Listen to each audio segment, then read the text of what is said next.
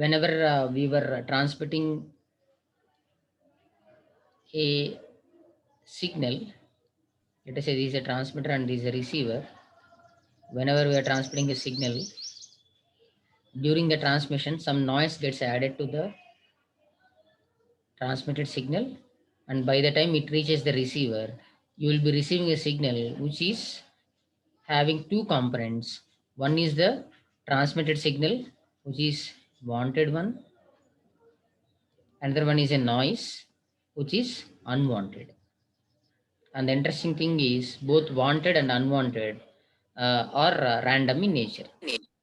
So the resultant signal, which is like a sum of both S and N, will be received at the receiver, and both are kind of random processes, and hence there is a strong need to discuss about sum of two random processes.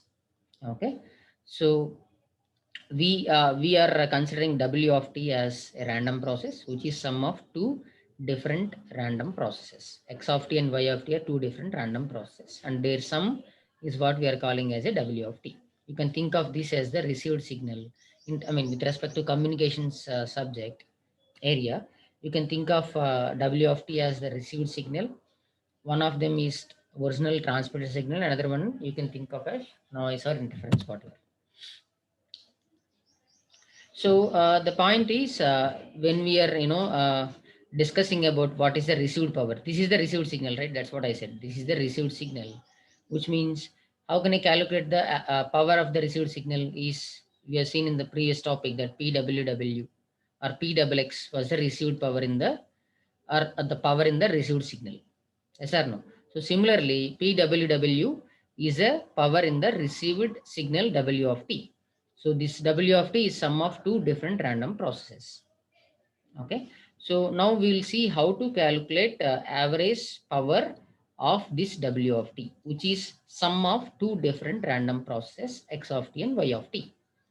So first step is, yes, you start calculating the autocorrelation function of W of t, which is expectation of W of t into W of t plus tau, right?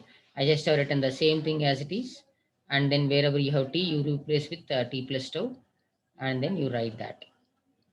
So now you'll be having this as a plus b into c plus d.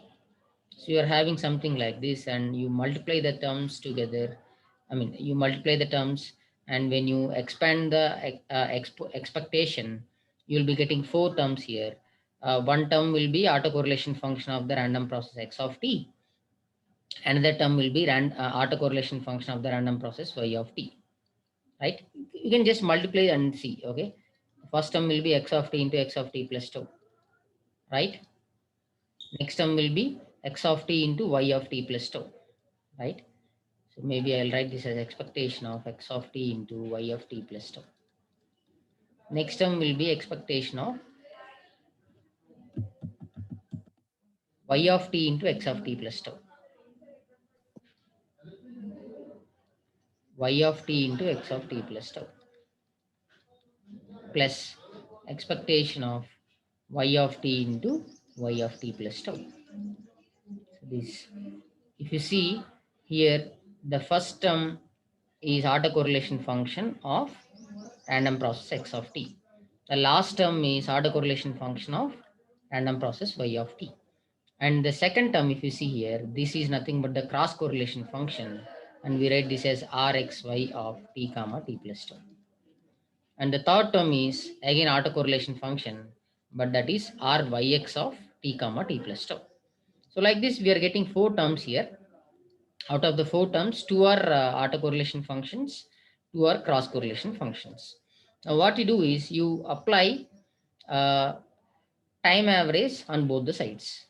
Okay, so when you apply time average on both the sides, left hand side you will be having capital A of RWW of t comma t plus 2, and right hand side for every term you write capital A of.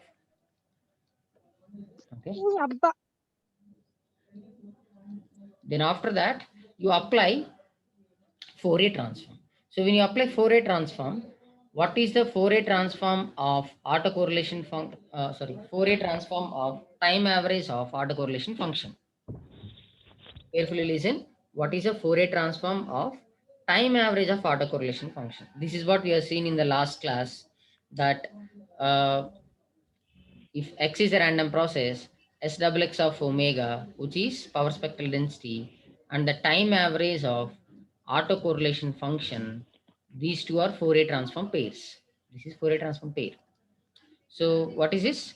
Uh, Time average of autocorrelation function and the power spectral density. Both of them are Fourier transform pairs, and hence this one will be SWW of omega. Similarly, this will be S double X of omega. This will be S double Y of omega. And these two are the ones that we have to find out now. So Fourier transform of autocorrelation, Fourier transform of time average of cross correlation function. Again, this is also Fourier transform of Transform time of average of time average of cross correlation. correlation function.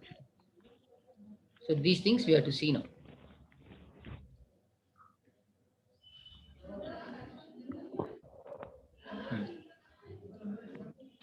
So here if you see, we have two cross powers, P xy of t.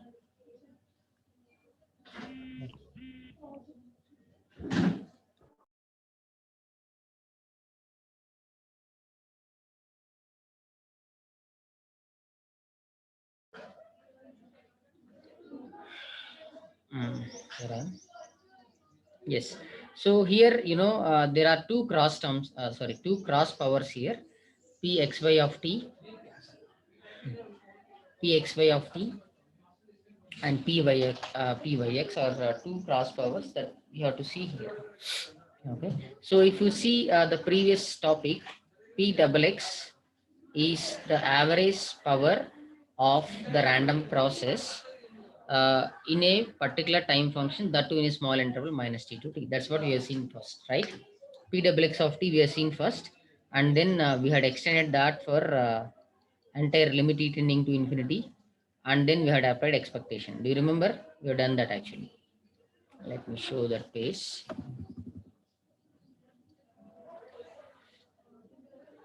This is the power only because of one single random process. So what we did was, I have skipped all these test steps. Uh, Here, if you see, P of t I have written here, right? So what is P of t here? P of t is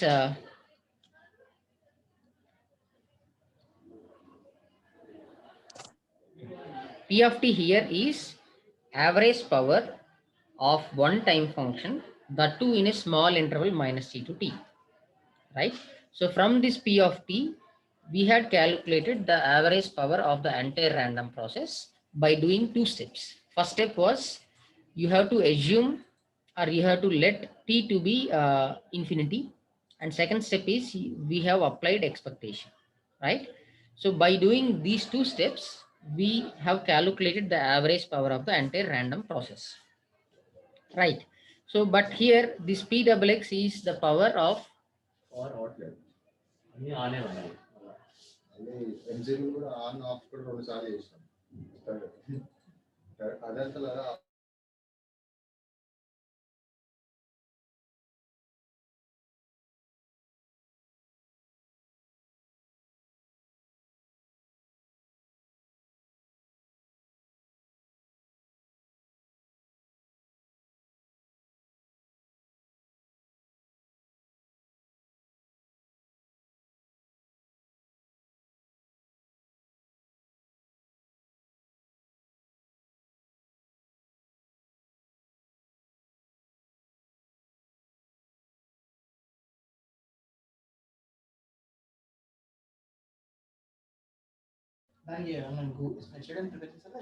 పెట్టాను నేను already మీకు గ్రూప్లో పెట్టాను. Students, I'm very sorry, there was internet disconnection.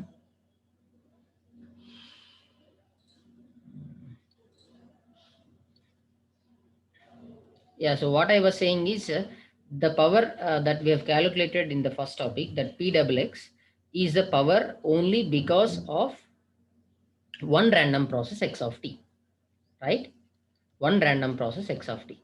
But in this topic, we are actually dealing with two random processes at a time, and the power will not be only because of one random process, rather the received power will be because of two different random processes, x of t and y of t, right? X of t and y of t. And hence the terminology here is like a cross power. So there will be two cross powers. One is pxy, another one is pyx. So pxy and pyx are the two cross powers, which are like, you can think of them as the received power is a combination of not only pxx or pyy. Apart from these two powers, you will also be having two powers that are because of different random process xy, right? So that we are trying to calculate now. So how did I get this particular expression? Is we know how to calculate p double x of t that we have seen previously, 1 by 2t minus t to t x square of t, or xt square of t dt. Or what we did was 1 by 2t integral minus t to t x square of t dt, right? So this equation we have seen already in the first topic itself.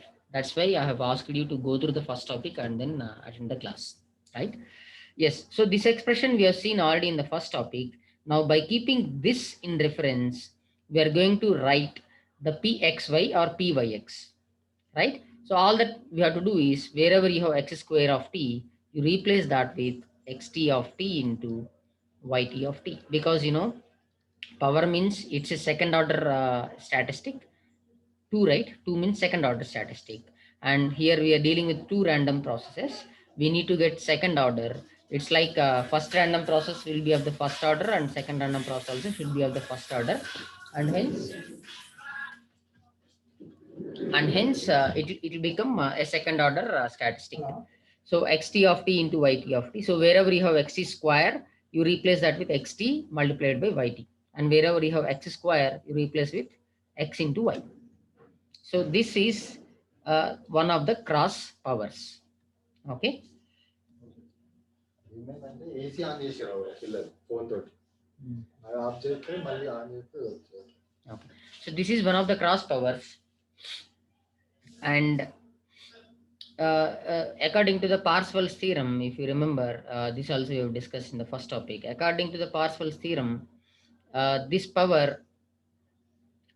the power in the energy domain, the power in the time domain will be the same as the power in the frequency domain, and hence I can write this one as, if you remember, there we have written as xt of omega whole square, but modulus of xt of omega I can write as xt star of omega into xt of omega.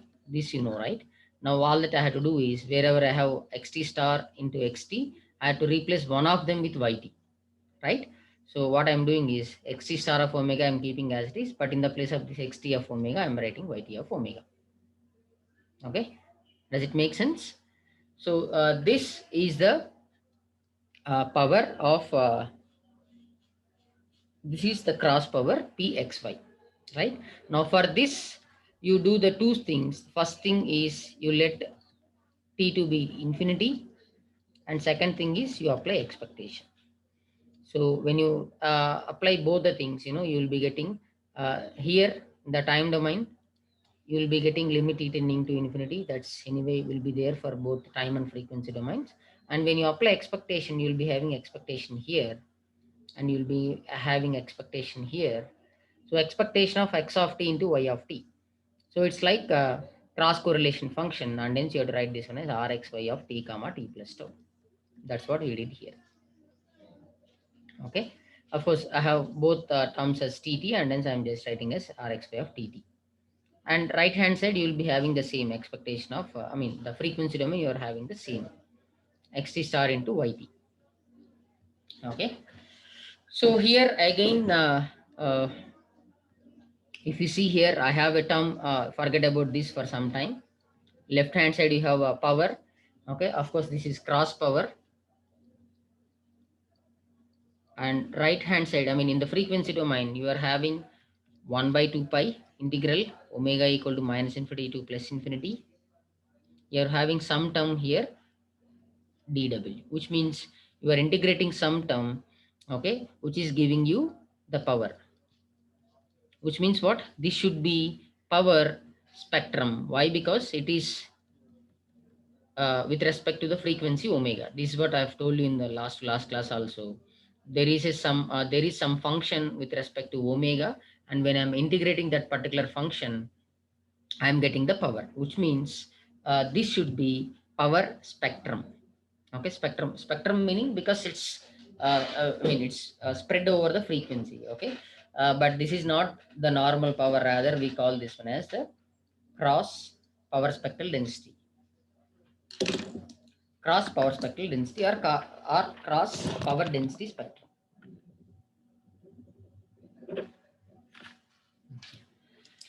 So this xy of omega is what we call as a cross power spectral density or cross power density spectrum. Okay, so if you see here, this particular term or this particular term is the one that we call as the cross power density spectrum.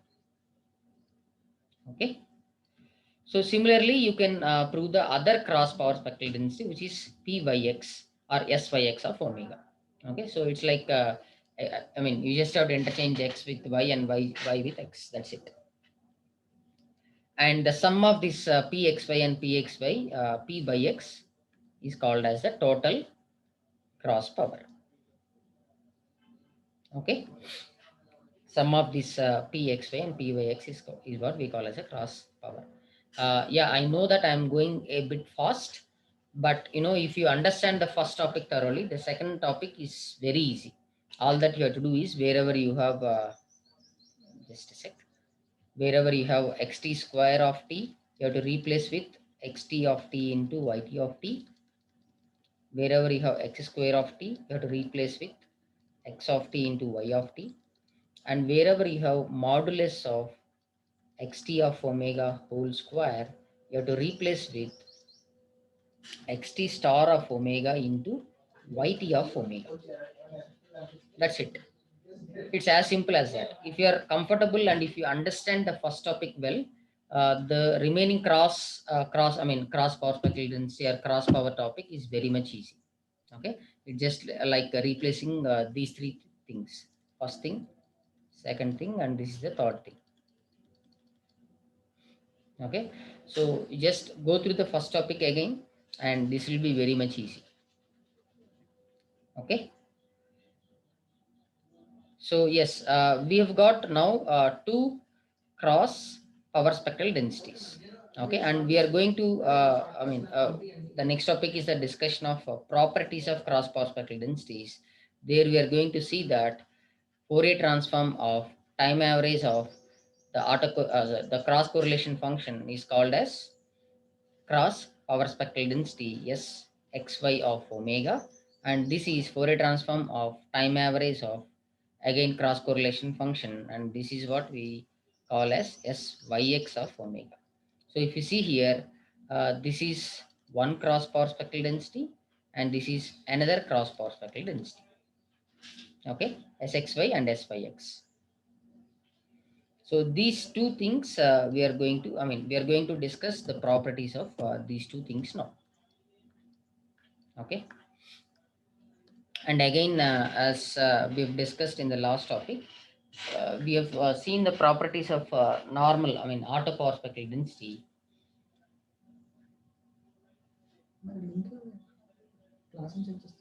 Just a sec, a link to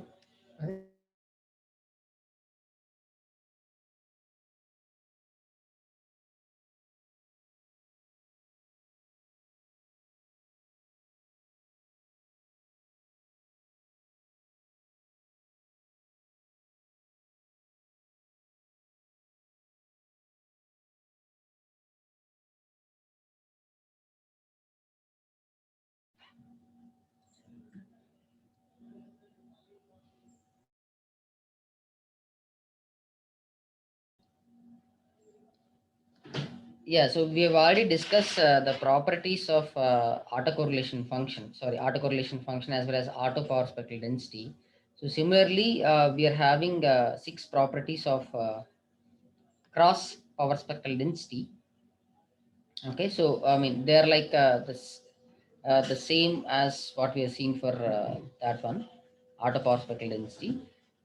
Sixth one is the one that is very much important, which is what I said just now. Time average of cross correlation function is nothing but the cross power spectral density. So we'll see the proof of this now. Okay, and the remaining proofs, if time permits, we will see today. If not, we will see in the next class. Okay.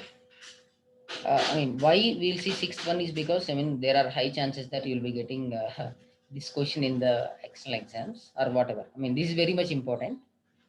We'll discuss this first, and the remaining 5 we'll discuss later. Yes. Yeah. So what is sixth property of cross power spectral density? As I said just now, the sixth property says what is A? A stands for time average, right? So time average of cross correlation function and cross power spectral density, these two are Fourier transform pairs, right? So this is one of the cross correlation function. I mean, this is one of the cross correlation function, and this is the corresponding cross power spectral density. Similarly, you have one more cross correlation function and cross power spectral density.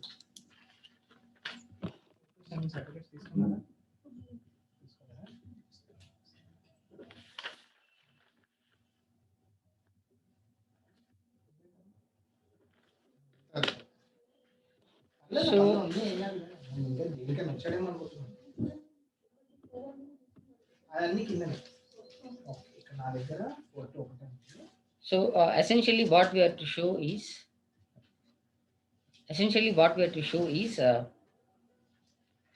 we have to show that these two are Fourier transform pairs, which means Sxy of omega is nothing but the Fourier transform of this entire thing. What is a Fourier transform? Forward Fourier transform relation.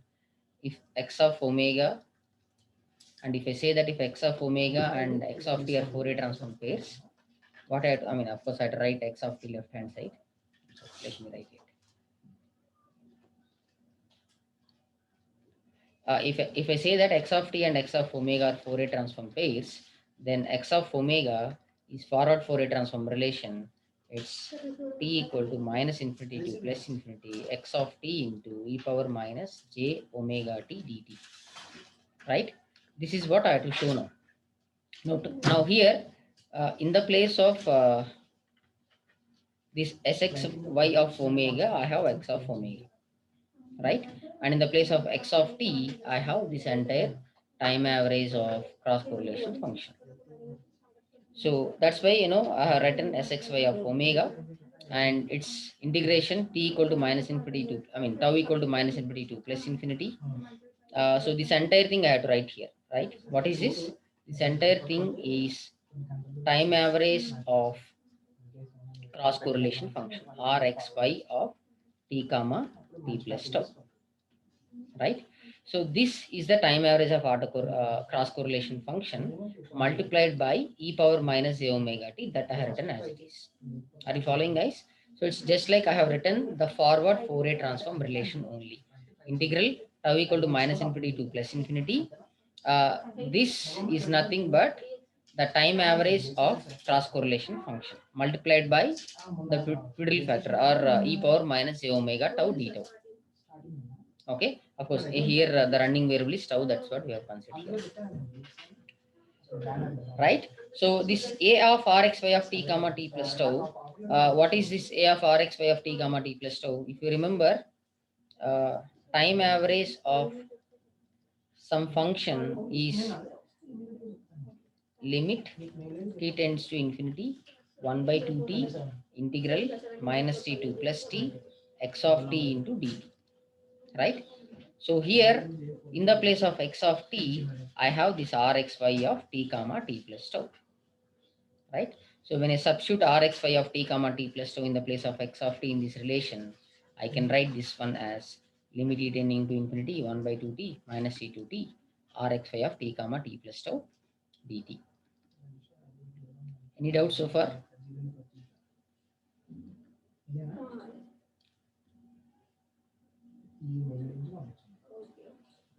No? Okay. Yes, again, xt of omega is what? Xt of omega is a Fourier transform of xt of t, which is minus e to t, x of t into e power minus j omega t dt. What about yt of omega? Yt of omega is minus e to t, y of t into e power minus j omega t dt. Right? What about xt star of omega? Wherever you have a plus j, you replace with minus j or vice versa, which means this minus j omega t becomes plus j omega t. Right? And yt of omega I'm writing as it is. And one more thing is I'm considering two integrations side by side, and hence the first variable I'm considering as t1, second variable, running variable, I'm considering as t2. Okay, so x of t1 into e power minus j omega t1 dt1. Okay, and this one will be y of t2 into e power minus j omega t2 dt2. Okay, so what I'm doing again, see, all these steps are exactly similar to what we have seen previously. Okay, but the only change is instead of having one random process, we are having two random processes now. That's the only difference. Previously, we have x of t2 here. That's the only difference we have now. Right. So you write both the integrations together. Then what happens is x of t1 into y of t2, right here, and e power j omega t1 into e power minus j omega t2. What you do here is you take minus j omega common, then this becomes t2 minus t1, dt2 dt1. Right? Why we are doing this? I'll tell you now. So xt star of omega into yt of omega is the one that we have seen so far. Okay.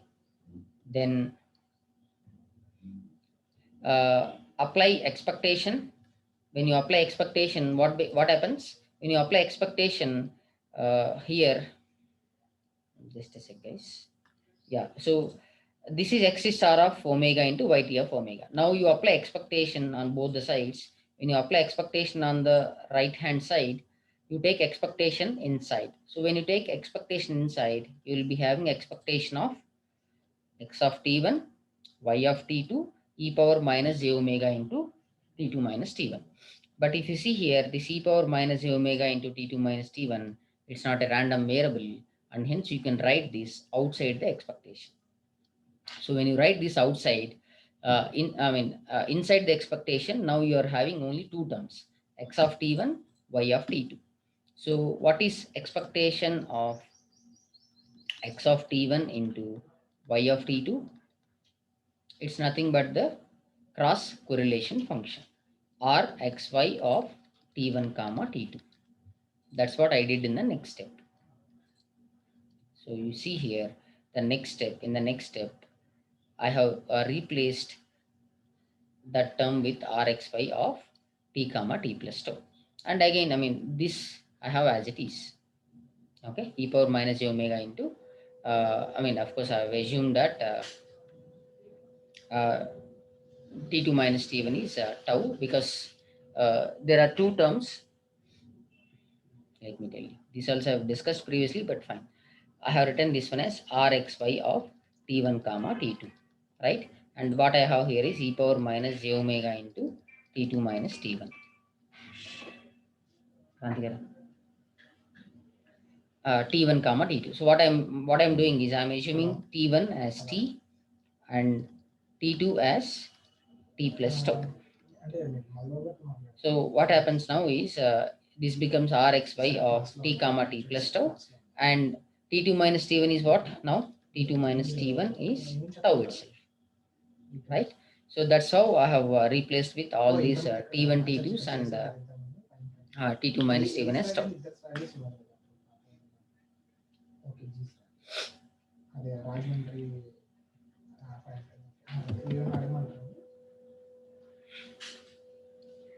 Yeah, so sxy of omega is, this is the definition of sxy of omega. It's limited into infinity, expectation of what is swx of omega. This we have seen previously. Limit t tends to infinity, 1 by 2t, expectation of modulus of xt of omega whole square, right?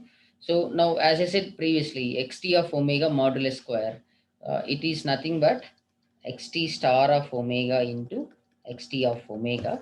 But since we are dealing with two random process now, you replace xt of omega with yt of omega. That's what we have written here.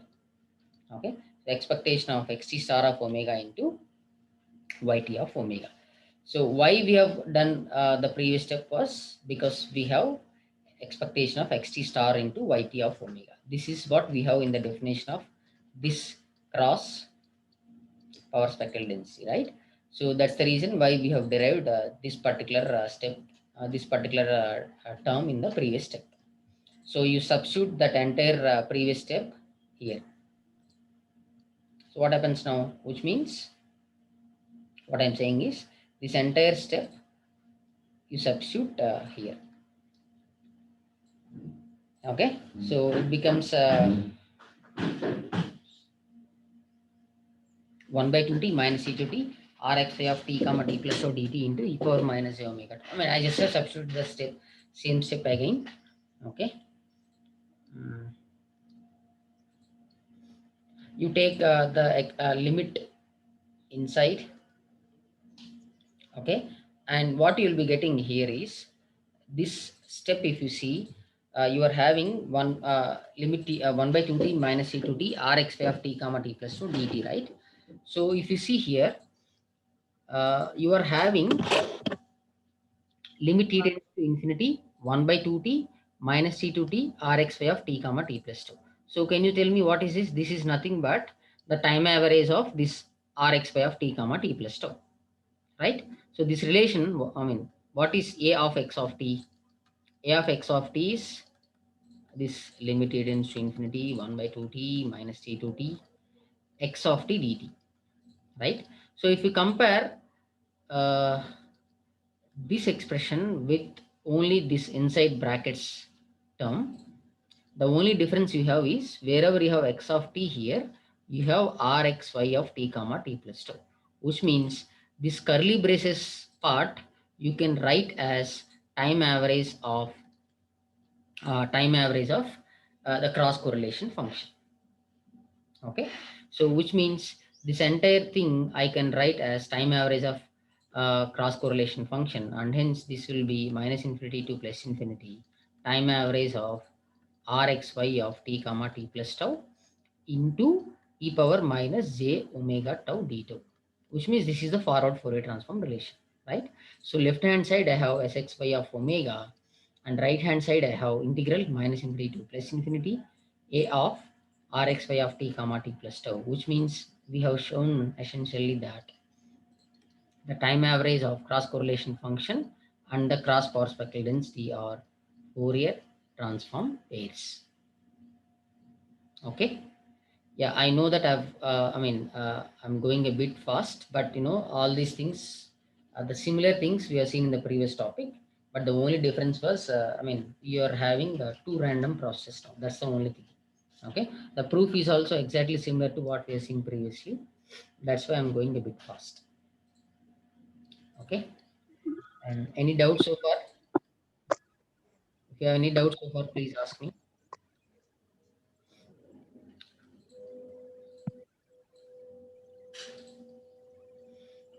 If not, what I'll be doing is there is a small topic in addition to the properties. Okay. The properties we'll be discussing now, but there is one more, small topic that, I'll be taking an extra class tomorrow afternoon, and I'll be completing that in tomorrow's class.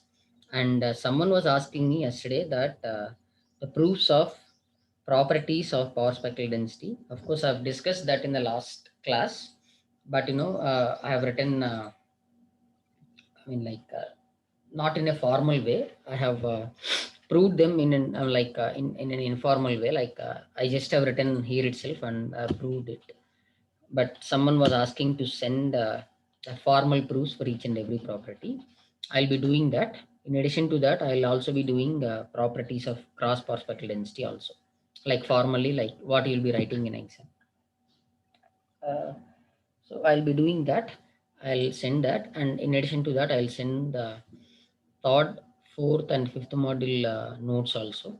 This is the notes for the entire fifth module that I'll be sending now. Okay, and in addition to this, third module notes also I'll be sending, and fourth module anyway lecture notes I've sent you already. Okay, now it's done. Yeah, I'm starting it. Fine. We'll see in the next class.